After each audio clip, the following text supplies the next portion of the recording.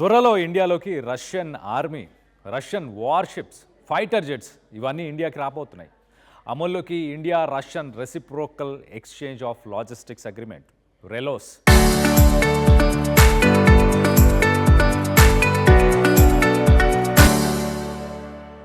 గతంలో ఇటు India Russia రెండు బైలాటరల్ ఇటు మిలిటరీ ఎక్సర్సైజెస్, నావల్ ఎక్సర్సైజెస్ చేస్తుండేది. ఇప్పుడు ప్రస్తుతానికి 8 సంవత్సరాలు 8 years సుదీర్ఘ చర్చలు జరిపిన తర్వాత ఈ రిలోస్ ఒప్పందానికి ప్రస్తుతానికి భారత్, రష్యా ఈ ఒప్పందానికి వచ్చాయి.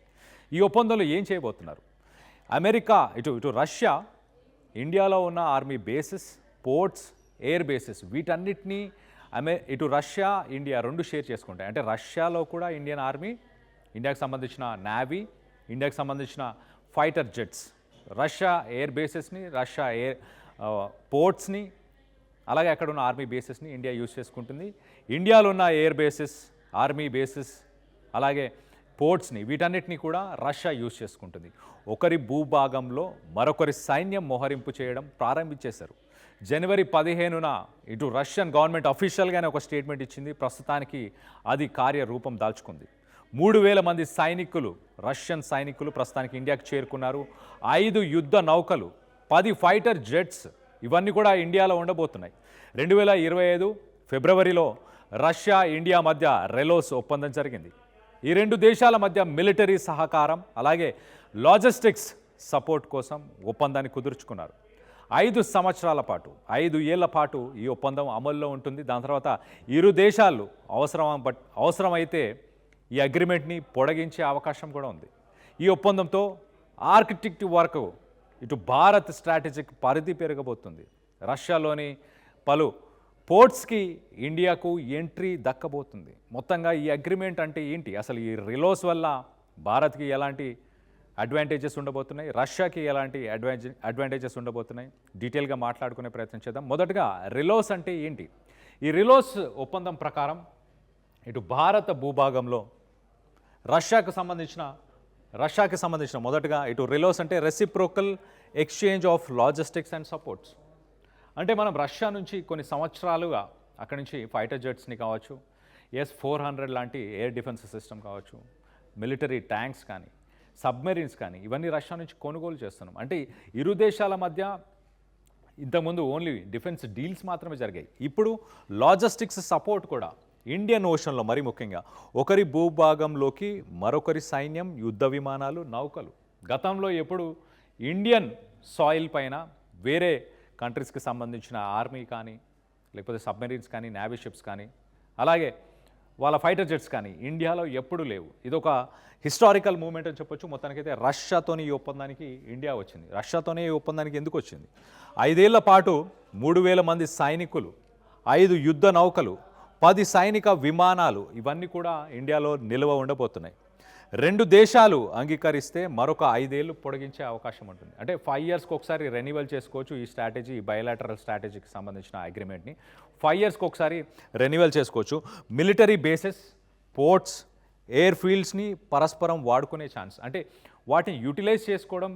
ఎప్పుడైనా ఇప్పుడు బ్రిటన్ నుంచి ఒకసారి ఇటు కేరళకు ఒక ఫైటర్ జెట్ వచ్చింది. అది కొంత టెక్నికల్ ఇష్యూ ఉంటే కేరళ పోర్టులోనే చాలాసేపు ఉండి తర్వాత ఆ ఎయిర్పోర్ట్ నుంచి మళ్ళీ ఫ్లై చేసి వెళ్ళింది.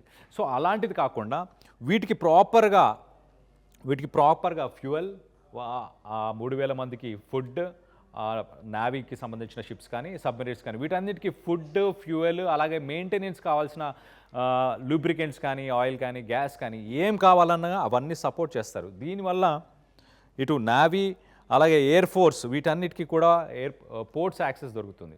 నావీకేమో సీకి సంబంధించిన పోర్ట్స్, ఎయిర్ ఫోర్స్కేమో ఎయిర్పోర్ట్స్, మన ఎయిర్ ఫోర్స్కి సంబంధించిన ఎయిర్పోర్ట్స్ అవన్నీ కూడా యాక్సెస్ దొరుకుతుంది. ఎయిర్ ట్రాఫిక్ కంట్రోల్ వాళ్ళతో కూడా కోఆర్డినేషన్ ఉంటుంది.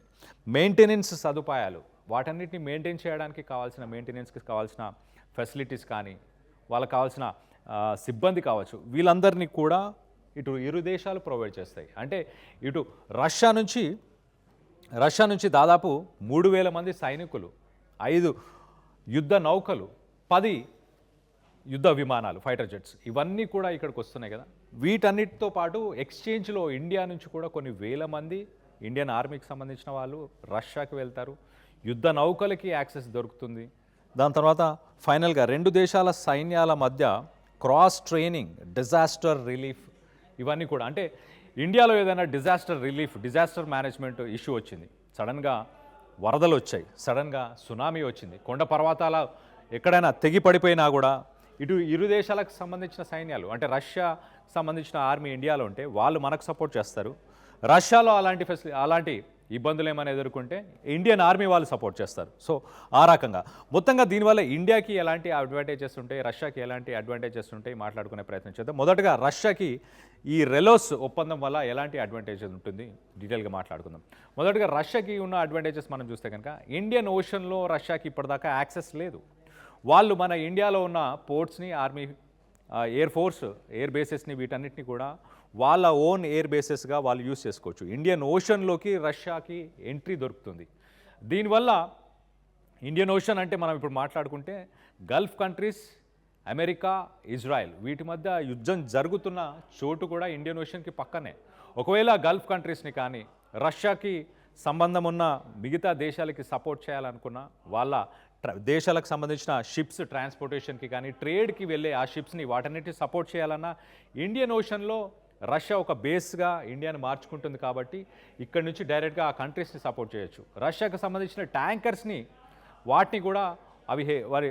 వాటికి సెక్యూరిటీ ప్రొవైడ్ చేసే అవకాశం ఉంటుంది. అలా రష్యా అడ్వాంటేజెస్గా ఫీల్ అవ్వచ్చు. రష్యా అందుబాటులోకి ఇండియన్ మిలిటరీ బేసెస్ రావడం వల్ల. మరొకటి, రష్యా మిలిటరీ పవర్ రీచ్ పెరుగుతుంది. గ్లోబల్ కంట్రీస్లో అంటే ఇటు అమెరికాకి దాదాపు 200 ఎయిర్ బేసెస్, అలాగే నావీకి సంబంధించిన పోర్ట్ బేసెస్, ఇవన్నీ కూడా ప్రపంచం మొత్తంగా 200కు పైగా ఉన్నాయి. సెకండ్ వరల్డ్ వార్ తర్వాత అమెరికా ఒక్కొక్క బేస్ని బిల్డ్ చేసుకుంటూ ఒక సూపర్ పవర్ లాగా ఎదిగింది. రష్యా ఇప్పుడు ఇండియాని ఒక బేస్గా చూపించి ప్రపంచ దేశాల్లో తన పవర్ని ఇంక్రీజ్ చేసుకునే అవకాశం ఉంటుంది, తన రీచ్ని ఇంక్రీజ్ చేసుకునే అవకాశం ఉంటుంది. అలాగే ప్రపంచ దేశాలకి ఏషియాలో రష్యాకు ఉన్న రిలేషన్షిప్స్ ఇంకా స్ట్రాంగ్గా ఉన్నాయి. ఇండియాతోని ఉన్న బైలాటరల్ రిలేషన్షిప్ ఇంకా స్ట్రాంగ్గా ఉంది అని ఒక ఎగ్జిబిట్ చేసుకునే అవకాశం ఉంటుంది. ఇండియన్ ఓషన్లో ఎక్కువ కాలం మిలిటరీ డిప్లాయ్ చేయగలదు. మన బేసెస్ని యూజ్ చేసుకొని కంటిన్యూస్గా ఆ వార్షిప్స్ని ఇక్కడనే ఉంచవచ్చు, ఆ ఫైటర్ జెట్స్ని ఇక్కడే యూజ్ చేయొచ్చు. అమెరికా నుంచి ఏమైనా థ్రెట్స్ ఉన్నా, మిగతా ప్రపంచ దేశాల నుంచి ఏమైనా థ్రెట్స్ ఉన్నా కూడా వాటన్నిటిని ఎదుర్కోవడానికి రష్యాకి ఇది ఒక అడ్వాంటేజ్. మరి ఇండియాకి ఎలాంటి అడ్వాంటేజెస్ ఉంటున్నాయి, ఇండియా దీనివల్ల ఎలాంటి లబ్ధి పొందుతుంది అనేది కూడా మాట్లాడుకునే ప్రయత్నం చేద్దాం. ఒకసారి మనం చూస్తే రష్యా ఈస్ట్ ఏరియాల్లో మిలిటరీ లాజిస్టిక్స్ సదుపాయాలు. రష్యా ఈస్ట్ అంటే ఇటు చైనా పరిసర ప్రాంతాలు. చైనాకే ఎక్కువ యాక్సెస్ ఉంది. చైనా పైన రష్యా ఉంది కాబట్టి అక్కడున్న మిలిటరీ బేసెస్తోని మనం చైనాని ప్రెషరైజ్ చేయొచ్చు. అక్కడున్న లాజిస్టిక్స్ సదుపాయాలు, మన నావీకి సంబంధించిన షిప్స్, సబ్మెరీన్స్, అలాగే ఎయిర్ ఫోర్స్కి సంబంధించిన ఫైటర్ జెట్స్, వీటన్నిటికీ కూడా లాజిస్టిక్స్ సపోర్ట్ మొత్తం రష్యా ఇస్తుంది కాబట్టి చైనాని మనం చుట్టుముట్టి ప్రెషర్ చేసే అవకాశం ఉంటుంది. ఆయుధాల కొనుగోలు నుంచి ఆపరేషనల్ సహకారానికి మార్పు. ఆయుధాల కొనుగోలు గతంలో మనం చూస్తే వెపన్స్ మాత్రమే రష్యా నుంచి మనం బై చేసేవాళ్ళం. ఇండిపెండెన్స్ వచ్చినప్పటి నుంచి 1960s నుంచి కోల్డ్ వార్ అప్పటి నుంచి అని చెప్పొచ్చు. ఒక రకంగా కోల్డ్ వార్ సమయం నుంచి ఇప్పటిదాకా రష్యాకి ఇండియాకి ఆ రిలేషన్షిప్ ఏదైతుందో ఓన్లీ డిఫెన్స్కి సంబంధించిన రిలేషన్ అని చెప్పొచ్చు. డిఫెన్స్కి సంబంధించిన ప్యాక్స్ మాత్రమే మనం గతంలో చూసాం. కానీ ఇప్పుడు సపోర్ట్, లాజిస్టిక్స్ సపోర్ట్ కూడా, అంటే మెయింటెనెన్స్కి సపోర్ట్ కూడా, అలాగే ఒక ఎయిర్ బేస్ లాగా ఇప్పుడు గల్ఫ్ కంట్రీస్లో ఎలాగైతే అమెరికాకి air bases, port, navy bases ఉన్నాయో అలా ఇండియా, రష్యా ఈ రెండిటికి ఇరు దేశాల్లో కూడా అలాంటి పోర్ట్ యాక్సెస్ ఉండబోతుంది. చైనా మీద ఒక స్ట్రాటజిక్ అడ్వాంటేజ్ ఉండబోతుంది ఇండియాకి ఖచ్చితంగా. చైనాకి సంబంధించిన సీ రూట్స్ ఏవైతే ఉన్నాయో ఇటు ఆర్కిటిక్ నుంచి పసిఫిక్ దాకా ప్రపంచ పటంలో మనం చూస్తే కనుక రష్యా లెఫ్ట్ నుంచి రైట్ దాకా మొత్తంగా ప్రపంచం మొత్తాన్ని కవర్ చేస్తుంది. సో దానికి సంబంధించిన పోర్ట్స్ అన్నిటికీ యాక్సెస్ మనకు దొరుకుతుంది. ఎట్ ద సేమ్ టైం దానికి సంబంధించిన ఎయిర్ బేసెస్ యాక్సెస్ దొరుకుతుంది. దీనివల్ల చైనా మీద స్ట్రాటజిక్గా మనకు ఒక అడ్వాంటేజ్ ఉంటుంది. చైనా సీ రూట్స్ని మనం బైపాస్ చేయొచ్చు. చైనా ప్రెషర్ నుంచి మనం బయటపడే అవకాశం ఉంటుంది. తర్వాత ప్రత్యామ్నాయ లాజిస్టిక్స్ నెట్వర్క్.